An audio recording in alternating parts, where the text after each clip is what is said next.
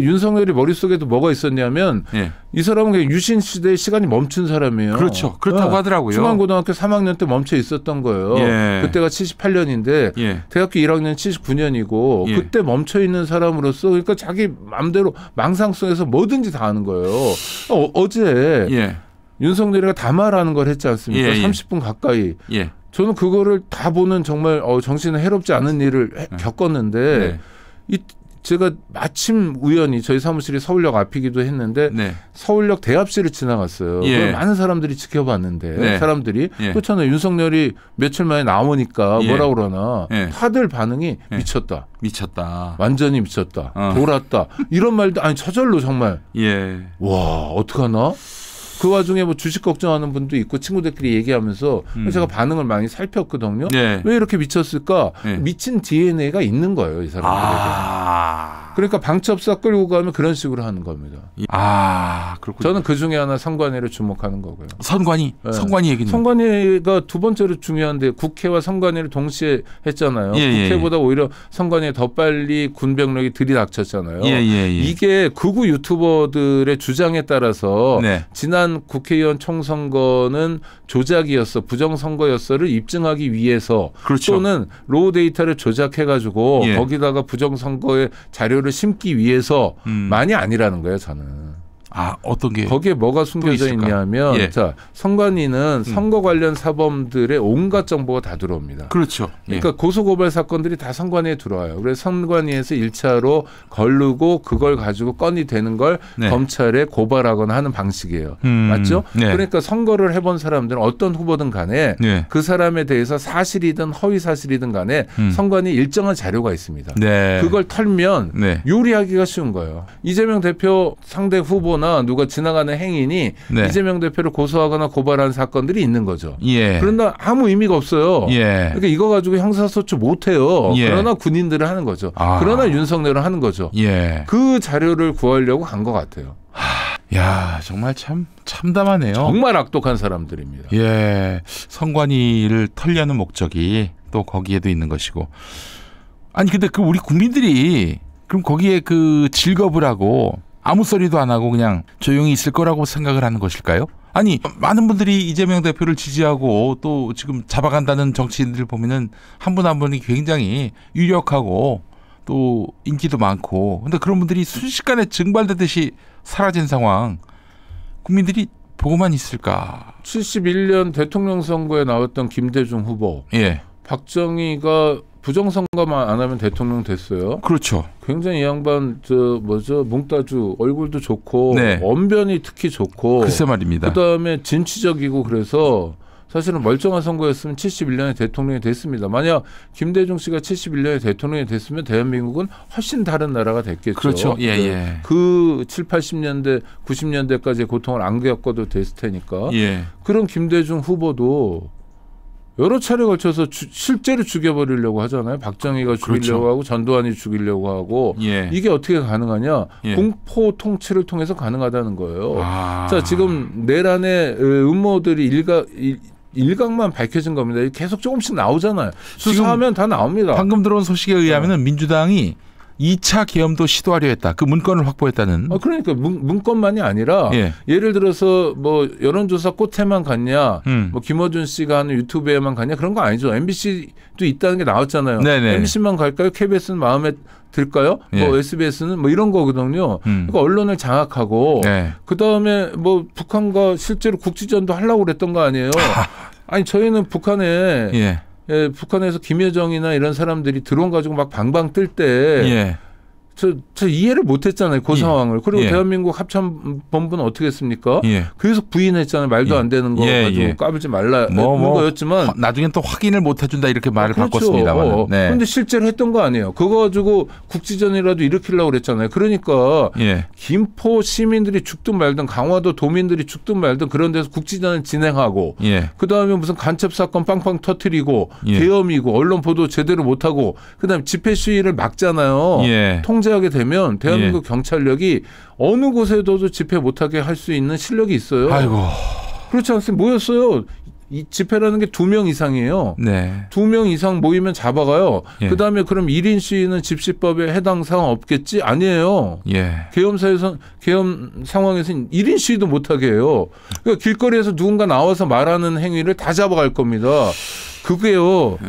그래도 국민들이 싸우겠죠. 예. 그럼 강주처럼 되는 거예요. 아유, 세상에. 네. 세상에. 아니 이거 아주 간단한 시나리오예요. 목숨 걸고 나가야 돼요. 예.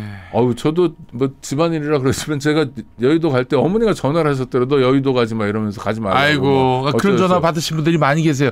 뭐 우리 박시동 평론가도 그렇고 어제 어떤 목사님도 얘기 들었는데 그냥 뭐 밑도 끝도 없이 가족들이 전화가 온 거예요. 네. 나가지 말라고. 너는 그러니까. 나가고도 남을 녀석이어서 네. 내가 지금 전화하는 건데 그런 부모님 전화 받았다는 분들이 굉장히 많습니다. 두렵잖아요. 아니 부모님들은 예. 노인이셔도 지혜가 있고 노인이셔도 그렇죠. 대한민국 역사를 너무너무 잘 알고 있잖아요. 그렇죠. 예. 네.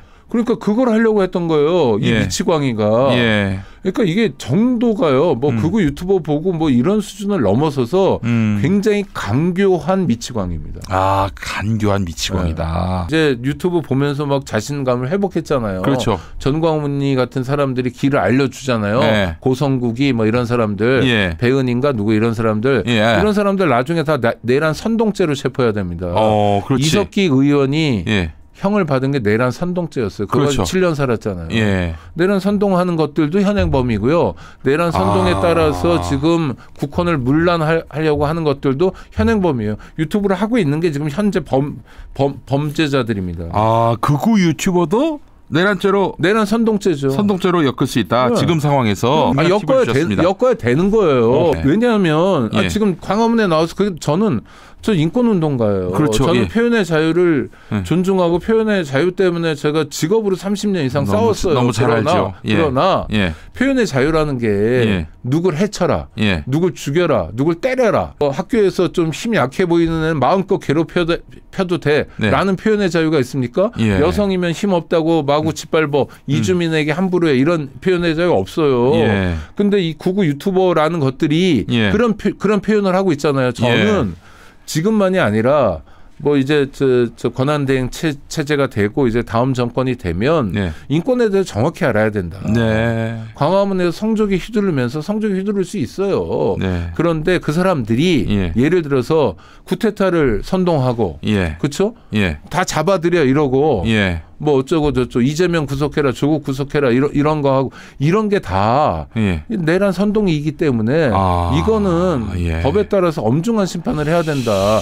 그 사람들이 내란 선동하고 공동체를 파괴하자고 그러고 그걸 가지고 뭐 합니까? 돈 벌잖아요. 어떻게 이런 인간 흉기가 대통령이 될 수 있었는지 하는 생각이 들고요. 와, 그러면 진짜 그때는 완전히 이 사회에서 인권이란 말은 완전히 소거가 되는, 소멸이 되는. 인권이란 말을요. 또 그 사람들은 즐겨 써요. 박정희 같은 사람이 썼던 휘호 중에 이렇게 멋부리려고 군인인데 나도 인문학적 소양이 있다 그래가지고 붓글씨 꽤 썼거든요. 그런 게 대한민국 곳곳에 돌덩어리에 남아 있습니다. 아직도 국회의사당 가도 무슨 신무공 이순신 상 있잖아요. 그 뒤에 그 휘호는 다 박정희 거예요. 그렇죠. 온통 박정희예요. 그것도 바꿔야죠. 국회가 창피하게. 친일파 정도가 아니라 그런데 일본 군인이. 박정희가 썼던 휘호 중에 인권 옹호라는 휘호가 꽤 많아요. 그래요. 그게 시장에 나오면 값은 얼마일지 모르겠는데 뭐 500원이나 되겠어요? 아니 말이 됩니까? 18년 동안 국민의 인권을 철저하게 정말 피해 철칙을 내려쳤던 사람이 글씨는 인권 옹호라서 그거 완전히 미치광이잖아요. 맞습니다. 아니 이해가 됩니까? 그런데 그런다니까 실제로. 그리고 12월 10일이 세계 인권선언 기념일인데 글쎄 말입니다. 그날 기념식도 해요. 인권 옹호 기념식 뭐 이런 거 하고요. 그다음에 옛날에 우리 연식 되신 구독자들은 아시겠지만 10월 24일이 빨간 날이었어요. 10월 24일이요? 왜요? 국가 공휴일이었는데 그날이 뭐냐면 유엔 설립일이었어요. 유엔 설립일이 공휴일이었습니다. 이상하죠. 왜? 대한민국은 유엔 가입 국가도 아니에요. 그러니까 분단된 상태에 있고 유엔 가입도 못한 상태인데도 우리는 유엔이 인정한 한반도의 유일한 합법 국가야. 그러니까 유엔 타령을 하는 거예요. 그러니까 유엔이 강조하고 있는 인권 등 국제적인 뭐 레짐 있잖아요. 이런 거는 그냥 싸그리 개무시하고 유엔만 따오고 싶은 거예요. 인권이란 말은 독재자도 하고 학살자도 한다니까요. 기가 막히죠. 막히는 거죠. 알겠습니다. 그러니까 인권이란 말이 완전히 소거되지 않고 예. 계엄 이후에도 윤석열은 예. 국민을 위해서 예. 민주주의를 지키기 위해서 자유민주주의를 지키기 위해서 그러니까 엽기죠. 엽기입니다 정말. 아니 국장님 보니까 윤석열이가 지금 계엄을 선포를 했는데 곧바로 국회를 장악해서 국회가 계엄 해제 결의를 못하게 막으려고 했단 말이죠.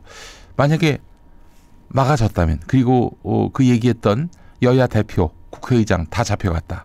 그러면 윤석열이는 2027년 5월 9일에 퇴임할까요? 뭐 퇴임하든지 아니면 김건희나 비슷한 사람, 이건 희화하려는 게 아니라 비슷한 사람을 예. 자기 뭐 부하 중에 하나 예. 한동훈 같이 아는 친구 하나를 예. 대통령으로 세우거나 그랬을 텐데 그 이전에 예.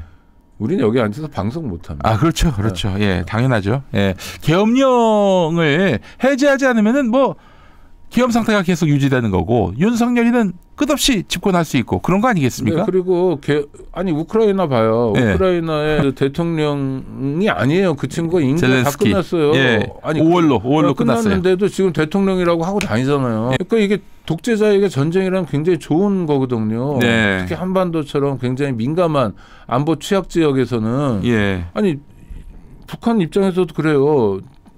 한국에서 이남에서 뭐 포라도 쏘면 어떻게 해야 됩니까? 그러면 맞고 가만히 있어야 됩니까? 예. 국가인데 예. 적어도 그 눈에는 눈 정도의 대응은 해야 될 거 아니에요. 예. 그렇죠? 예. 그게 국지전이에요. 근데 둘 다 죽으니까 전면전은 못 해요. 북한에서 핵 발사하면 서울에서 터지는데 2분 30초밖에 안 걸리니까 그렇죠. 그건 다 죽는 거거든요. 예. 그건 안 하는 거예요. 그러면 어떻게 됩니까? 윤석열의 권력은 훨씬 더 공고화되는 거죠. 전쟁 상태에서 지도자를 어떻게 바꿔요? 뭐 이런 거. 그러니까 이 사람은 남이 죽든 말든 뭐가 파괴되든 말든 경제가 어떻게 되든 주식시장에서 시가총액으로 뭐 얼마나 많은 돈이 날아가든 심지어 태국 같은 나라에서 원화를 안 바꿔주겠다고 그러든 말든 아무 상관없는 사람이에요. 그 광인이죠. 광인이죠.